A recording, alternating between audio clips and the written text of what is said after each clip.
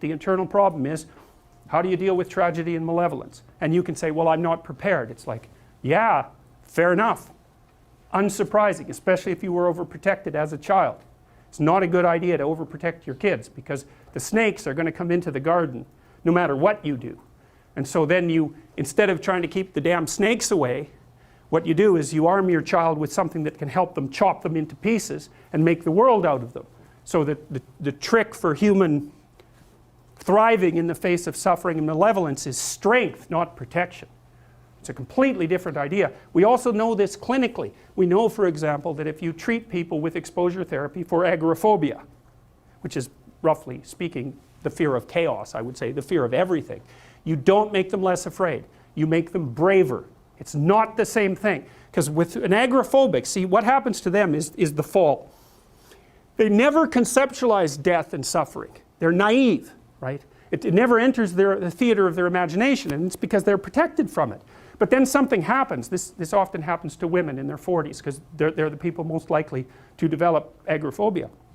Something happens, they've been protected from chaos by authority their entire life. So maybe they had an overprotective father, and then they went to an overprotective boyfriend, and then they went to an overprotective husband. And maybe they were willing to be subjugated to all three of those because of the protection, right? So that's the bargain. They stay weak and dependent, and maybe they have to, because that's the only way they can appeal to the person who's hyperprotective. But the price they pay for that is that they're not sufficiently competent. And then something happens in their life, often in their 40s. They develop heart palpitations, maybe as a consequence of menopause. Their heart starts to beat erratically, and they think, oh no, death. It's like, well, who are you going to talk to about that?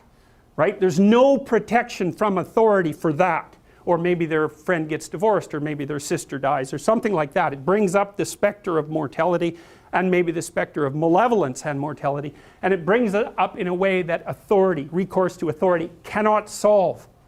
And so then they have panic attacks. What happens? They go out, they get afraid, they feel their heart beating, then they get afraid of their heart beating because they think, oh no, I'm going to die, and they think, oh no, I'm going to die, and I'm going to make a fool of myself while I'm doing it and attract a lot of attention. So the two big fears come up: mortality and social judgment. And then they have a panic attack. It's like fight or flight's gone out of control. Very, very unpleasant. Then they start to avoid the places they've had a panic attack. Then they end up not being able to go anywhere. So then Tiamat has come back, right? A huge monster, a little victim. And so what do you do with them? Well, there's no saying, no, there's no Tiamat. That's done, right? Their naivety is over. They've had a direct contact with the threat of mortality and social judgment. They've met the terrible mother, and they've met the terrible father. And there's no going back. There's no saying, oh, the world is safe. It's not safe. Not at all. It's not safe. The fact that you think it's safe means that you were living in an unconscious bubble that was sort of provided to you by your culture. It's a gift. And now that's been shattered. And so now what do you do? Well, the answer is you retreat until you're in your house and there's nowhere you can go. You're the ultimate frozen rabbit, right? And your life is hell because you can't function. The alternative is, let's take apart the things you're afraid of. Let's expose you to them, carefully and programmatically. And then you'll learn that you're actually tougher than you think. You never knew that. And maybe you didn't want to take on the responsibility because, people play a role in their own demise, so to speak. When you had opportunity to go out and explore or withdraw because you were afraid, you chose to withdraw because you were afraid. So it's not only that you were overprotected often, it's that you were willing to take advantage of the fact that you were overprotected and run back there whenever you had the opportunity. So maybe you're a kid in the playground, right, and you're having some trouble with other kids, and in the back of your mind, I should deal with this myself, but you go and tell your mom and get her to intervene. And you know that that's not right. You know that you're breaking the social contract, but it's easier, and so that's what you do. You run off to an authority figure and hide behind the great father, right, roughly speaking. Well, the problem with that is you don't learn how to do it yourself. So then you have to relearn it painfully when you're 40. So then you take people out. You say, well, what are you afraid of? Rank it from 1 to 10. So 10 is, we'll make a list of 10 things you're afraid of. The thing you're least afraid of we'll call number 10. So we'll start with that. Okay, well, I'm afraid of elevators. Okay, well, let's look at a picture of an elevator. Let's have you imagine being in an elevator. Let's go out to an elevator and let you watch the terrible jaws of death open, because that's how you're responding to it symbolically, right? And you're going to do that at the closest proximity you can manage. You find out, you go do that, it works. You're nervous as hell, especially from an anticipatory perspective. Shaking. You go out, you stop, you watch it happen, and you actually calm down. You do that 10 times and it no longer bothers you. Well, what you've learned that you didn't die. But more importantly than that, you've learned that you could withstand the threat of death. That's what you've learned. And then you move a little closer, and then you move a little closer, and then you move a little closer, and finally you're back in what's no longer the elevator from a symbolic perspective. It's a tomb, right? It's a place of enclosure and isolation.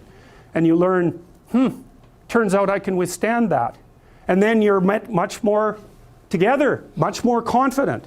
And that's often, one of the things that often happens in situations like that, I've seen this multiple times, is that if you run someone through an exposure training process like that and toughen them up, they'll often start standing up to people around them in a way they never did before, because they wouldn't stand up for themselves before, because they weren't willing to undermine the protection. See, if you're protecting me, I can't bother you, because I can't afford to forsake your protection. So if I'm going to play that game, I'm going to hide behind you, then I can't challenge you. So that's no good, because that's sometimes why people, you see this with guys very frequently, they're still deathly afraid of their father's judgment when they're in their 30s or 40s. It's like, well, why? No, because they still want to believe that there's someone out there that knows. And so they're willing to accept the subjugation, because it doesn't force them to challenge the idea that there's someone out there that knows. Because that's the advantage of having your father as a judge, right? Because he knows. Well, what if he doesn't?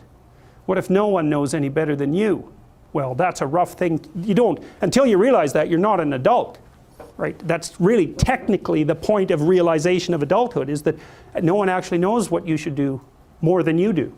I mean, it's a horrible realization, because what the hell do you know?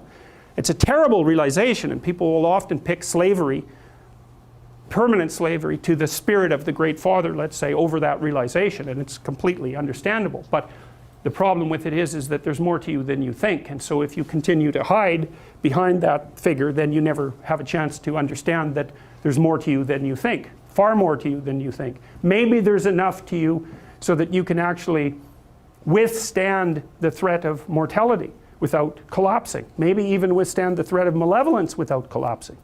Who knows? It's certainly possible. And it's not an abstract question. It's exactly the sort of question that you address in the psychotherapeutic process. It's always the question that you address. And the answer is often in the affirmative, because people can get unbelievably tough. And you know that, because people work in emergency wards in hospitals, right? Or they work in palliative care wards, or they work as mortuary assistants. I mean, these people have bloody rough jobs, you know, or they're on the front line of police investigation into, you know, heinous child abuse crimes, and so they're confronting malevolence on a regular basis. And, you know, those are very stressful jobs, but people do them. And some people do them without even being damaged by them, although that's a harder thing, because you can see horrible things, you know, things you'll never forget.